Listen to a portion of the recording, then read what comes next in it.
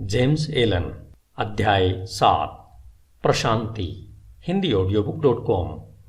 मन की शांति ज्ञान का एक सुंदर मणि है। वह आत्मसंयम के लंबे और धैर्यपूर्ण प्रयत्न का नतीजा है।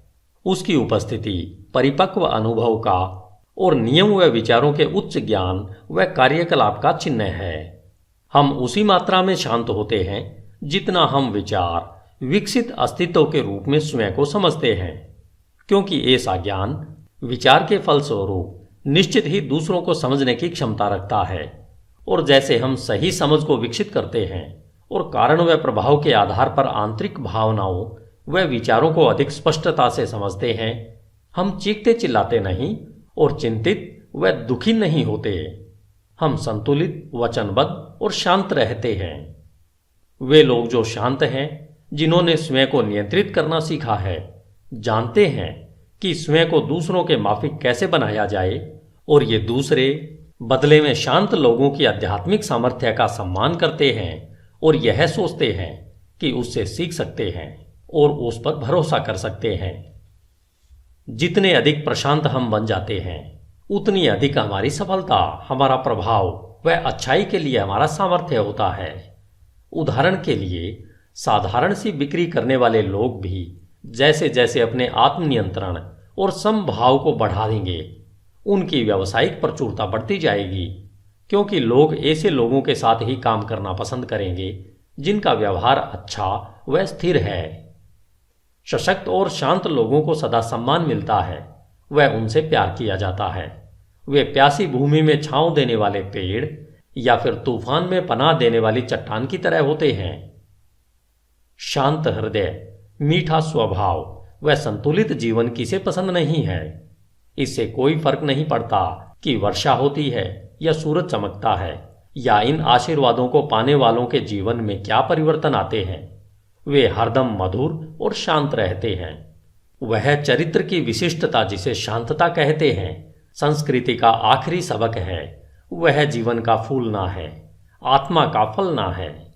वह ज्ञान की तरह मूल्यवान है और उसकी सोने से भी ज्यादा कामना करनी चाहिए। हाँ, उत्कृष्ट सोने से भी ज्यादा। पैसे को पाने की चाह कितनी तुच्छ लगती है जब उसकी तुलना एक शांत जीवन, जो सत्य के सागर में लहरों के नीचे आंधी तूफान की पहुंच से परे शाश्वत शांति में बसता है। हम ऐसे कितने ही लोगों को जानते हैं जो अपने जीवन को अप्रिय बना लेते हैं, जो अपने विस्फोटक गुस्से के कारण वह सब जो मधुर और सुंदर है उसे तबाह कर देते हैं, जो अपने चरित्र की शिष्टता का नाश कर देते हैं और मनमुटाव पैदा कर देते हैं। यह एक प्रश्न है कि क्या बड़ी मात्रा में लोग अपने जीवन को तबाह नहीं करते हैं, और क्या वे नासमझी और आत्मनियंत्रण की कमी के कारण अपने जीवन की खुशियों को मार नहीं देते। हम अपने जीवन में ऐसे कितने कम लोगों से मिलते हैं जो शांत होते हैं, जिनमें अद्भुत शिष्टता होती है, जो कि एक परिपक्व चरित्र की विशेषता है। हाँ, अनियंत्रित गुस्से से मानवता आवेश में आती है, अनियंत्रित दुख से उत्तेजित हो जाती है, व्यग्रता और संयम से प्रभावित होती है। केवल वे ज्ञानी, जिनके विचार नियंत्रित व शुद्ध हैं, आत्मा की तेज हवाओं और तूफानों व हवा को काबू में ला सकते हैं।